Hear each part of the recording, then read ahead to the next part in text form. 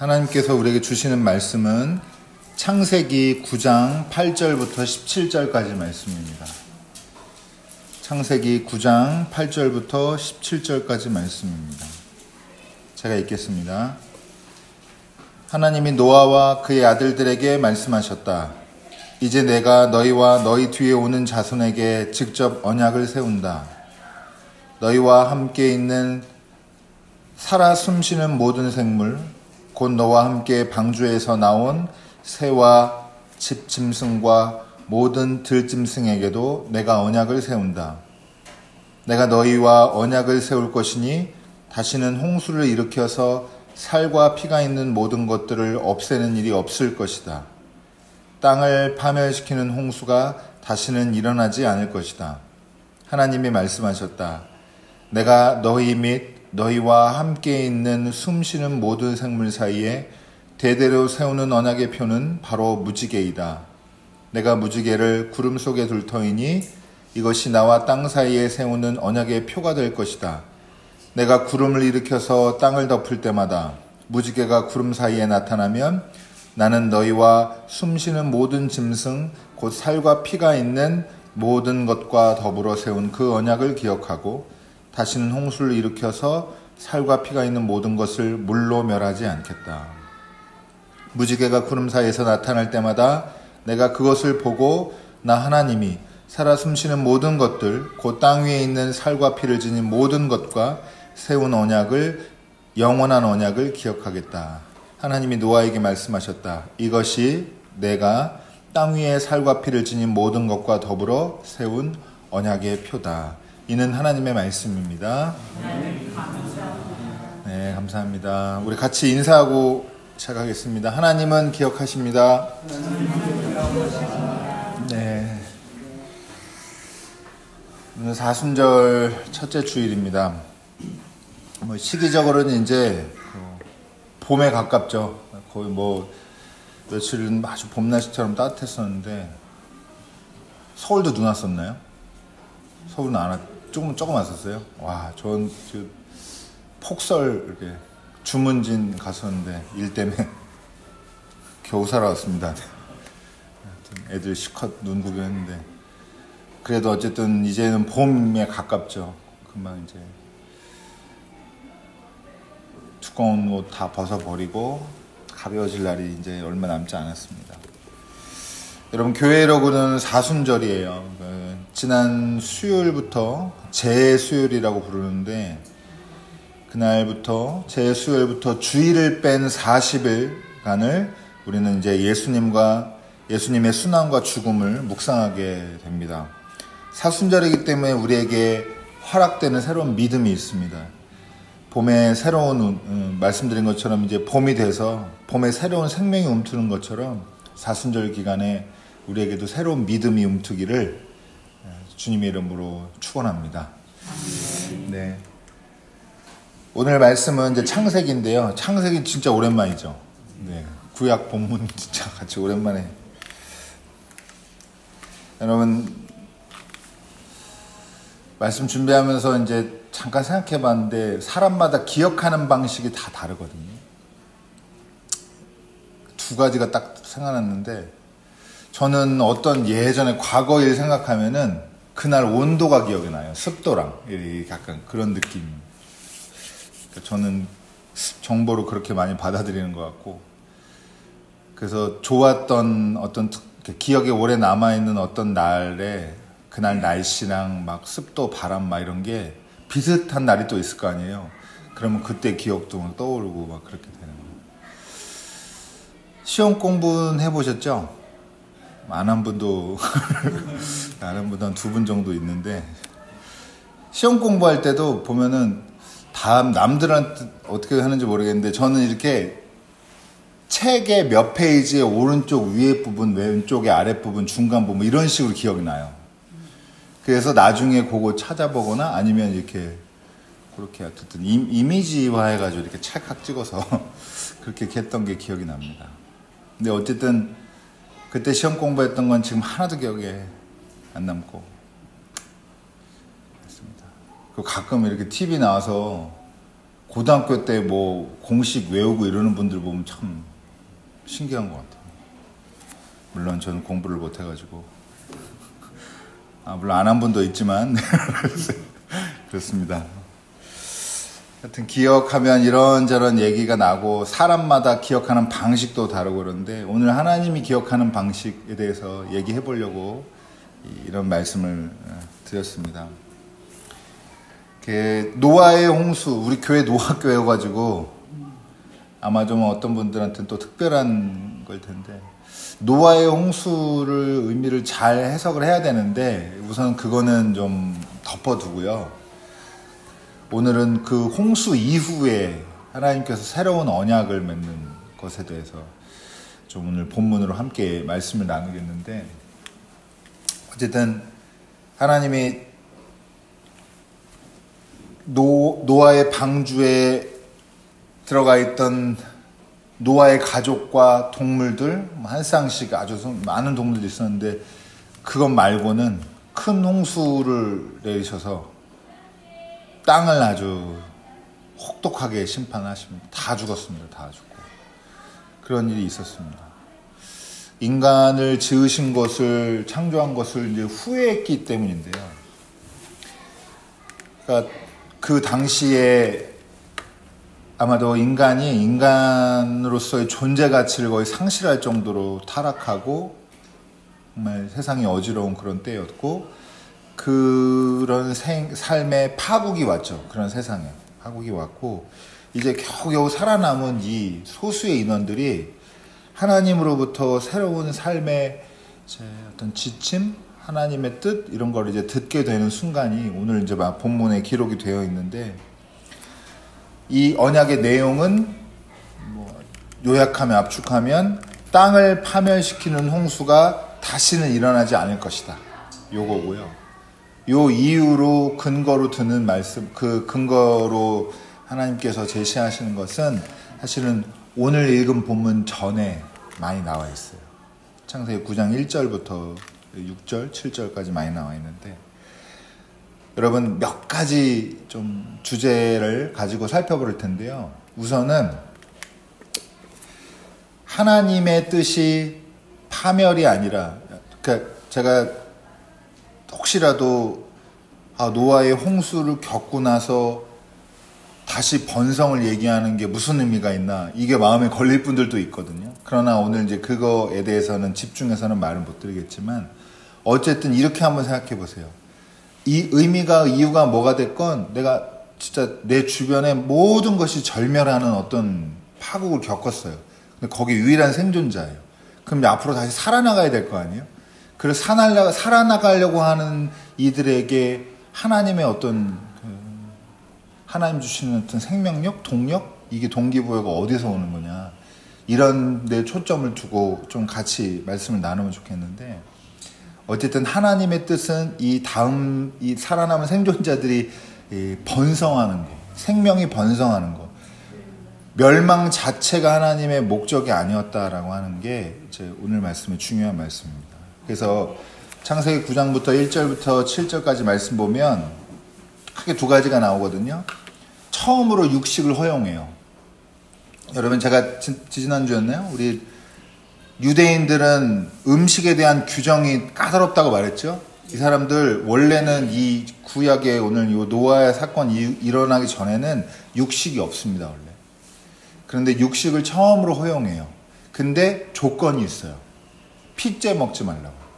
피를 다 빼고 먹으라고. 왜냐하면 피에는 생명이 있고 생명은 소중하기 때문이에요. 그걸 기억하라고 고기를 먹되 피를 다 빼고 먹으라고 이렇게 얘기를 합니다. 그러면서 가장 중요한 게 생명이 왜 소중하냐 여기에 대한 말이 나옵니다. 여러분 생명이 왜 소중해요? 사람 생명이 왜 소중합니까? 우리는 다 하나님의 형상으로 지음받았기 때문입니다. 여러분 믿으시기 바랍니다. 이게 기독교인의 믿음이에요. 그러니까 이렇게 되는 건데요. 좀 자극적이지만 기독교인은 살인하면 안 된다. 왜냐? 법에 저촉되니까 이렇게 가는 게 아니고 살인하면 안 된다. 왜냐하면 생명은 다 하나님의 형상이니까 이렇게 되는 겁니다. 여러분, 그래서 생명이 소중하기 때문에 이 생명을 번성시키는 게 하나님의 뜻이고 앞으로 계획이고 하나님이 거기에 대한 약속을 이제 하시는 건데, 이 약속을 할 때 징표로 내세우는 게 뭐죠? 무지개죠, 무지개. 멋진 무지개 한 번씩 뭐 기억나는 거 있어요? 전 덕소에서 쌍무지개 한번, 그때 이후로 그 전으로도 그렇게 선명하고 굵은 무지개 본 적이 없는데 엄청 큰 쌍무지개를 본 기억이 나는데 한 5, 6년 전, 6, 7년 전. 근데 여러분, 무지개라는 거 하나님이 이때 창조하신 게 아니라 이미 있는 거죠. 이미 있는 건데 이때 징표로 사용하신 건데, 여러분, 이 하나님께서 약속하실 때 자연의 현상을 약속의 징표로 삼으셨다라고 하는 게 여기에서 이제 저희가 생각해 볼 게 하나가 있는데요. 여러분, 보통 무지개는 어떤 현상이죠? 공기 중에 물방울이 있는데 거기서 햇빛이 비치면, 그게 해가 비치면, 빛이 비치면 그게 빛의 스펙트럼을 이렇게 드러내는 그런 현상이잖아요. 그래서 보통 빨주노초 파란 이렇게 더 우리가 이제 구분해서 그런 건데, 그렇게 7가지로 보통 무지개를 많이 표현을 합니다. 그런데 여러분, 그러니까 보통 무지개가 언제 많이 나타나나요? 비 온 다음에 나타나죠. 그럼 비가 오면 무지개 볼 수 있는 확률이 높아지고 이렇게 되는 거잖아요. 이게 자연 법칙처럼 연결이 되어 있어요. 늘 무지개가 나타나는 건 아닌데 무지개가 나타난다고 하는 게 비랑 연관이 많이 있고, 오늘 홍수 이후로 요게 이제 연결이 많이 되면서 여러분 요게 있습니다. 비가 오면은 비 온 뒤에 무지개를 볼 수가 있다라는 말은 자연적인 어떤 현상인데, 여러분, 우리가 자연스럽다고 말하는 것들 있잖아요. 자연스럽다. 세상에는 보이는 뭐 어떤 자연 풍경도 그렇고 어떤 게 이렇게 인위적이지 않고 어쨌든 갖춰진 모든 것들. 근데 여러분, 자연에는 질서가 있을까요, 없을까요? 자연에는 여러분 어떤 이렇게 사건의 선택에는 굉장히 우연 요소가 많겠지만, 정말 랜덤이지만, 그러나 사건 자체가 일어나는 그 개연성 자체는 엄청나게 촘촘하게 법칙에 영향을 받습니다. 군대에 있을 때 제가 이거 아주 크게 느꼈어요. 여러분, 우리가 지금 현대에서 서울 살면요, 해가 길어지고 짧아지고 크게 느낄 일이 없어요. 집에 들어오는 부엌에 거실에 들어오는 빛, 그림자 보고 요 정도일까요? 근데 여러분, 근무를 쓰니까 밤에 근무를 쓰니까 제가 크게 2가지 깨달은 게, 제가 기억에 남는 게 군대 생활 때 3가지가 있는데, 전 전방 근무했거든요.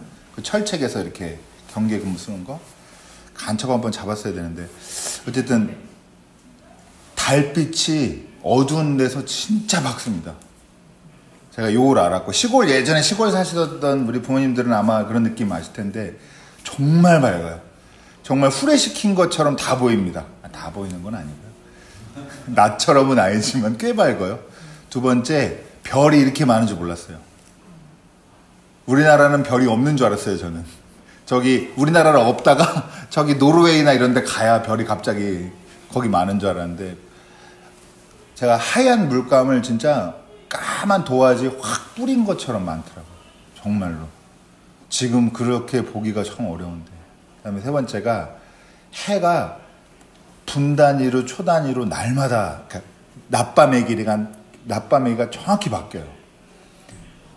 진짜 신기해요, 그게. 아침마다 저희는 그걸 시간을 재고, 밤마다 근무 나갈 때 시간을 재서 투입을 하고 철수하니까 그 시간 변화가 되게 인상 깊습니다. 우리는 해 따라 일어나는 게 아니라 몇 시에 일어나잖아요.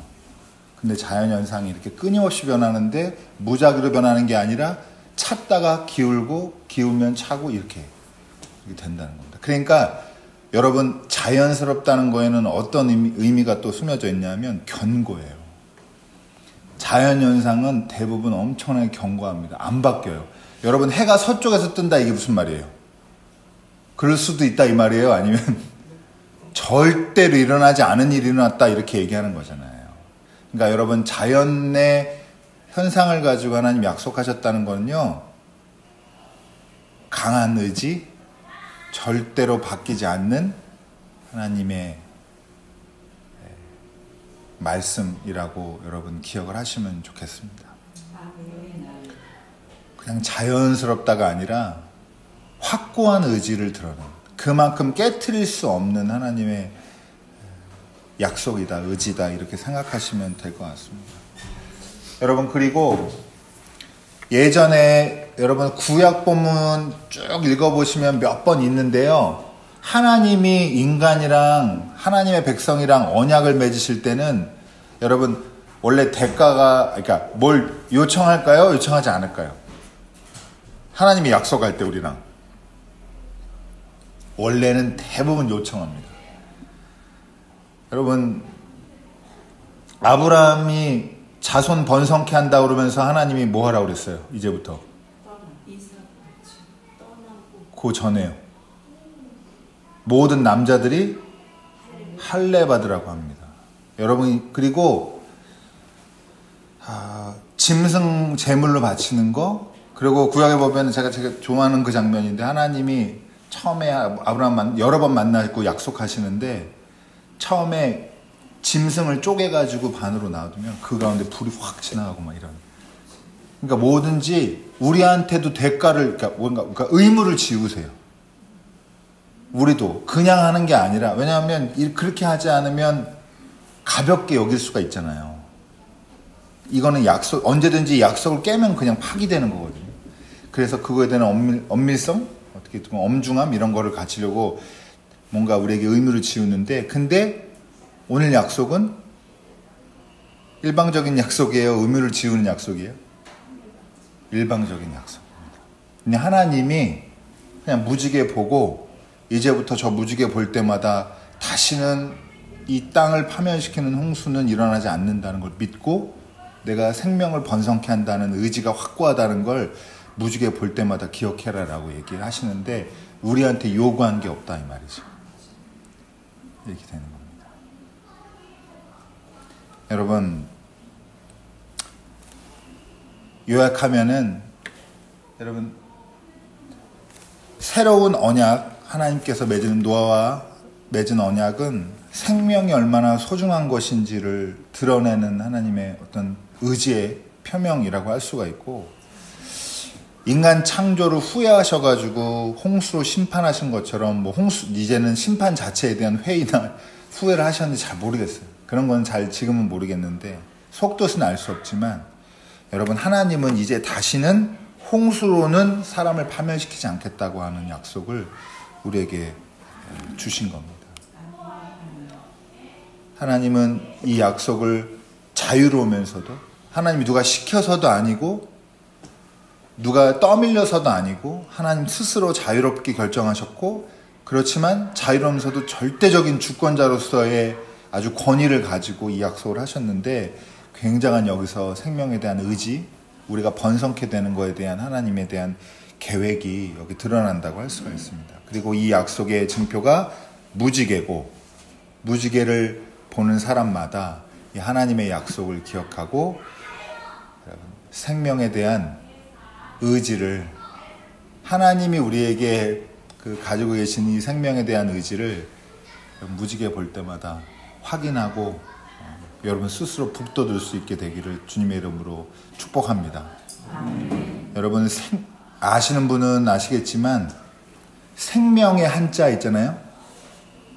생명의 명자, 명령 명자거든요.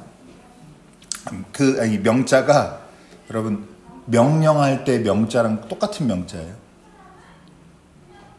그래서 어떤 분들은 이제 말 풀기를 살라고 하는 명령이다, 생명은, 이런 말씀도 하시는 분들이 있더라고요.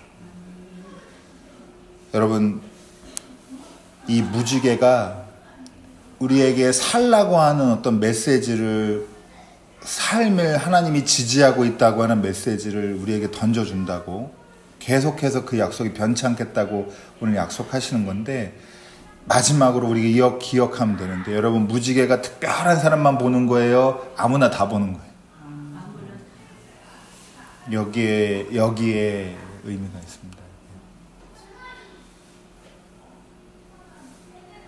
어떤 특별한 종교적 체험이나 어떤 특별한 학습에 의한 깨달음이나 어떤 공부에 의한 어떤 지경에 이르렀기 때문이 아니라 하나님이 그냥 모든 사람들이 보편적인 삶에서 획득할 수 있는 삶의 의지를 북돋을 수 있는 하나님의 의지, 하나님의 격려를 이렇게 이 땅에 약속으로 주셨다라고 하는 것이 오늘 말씀의 여러분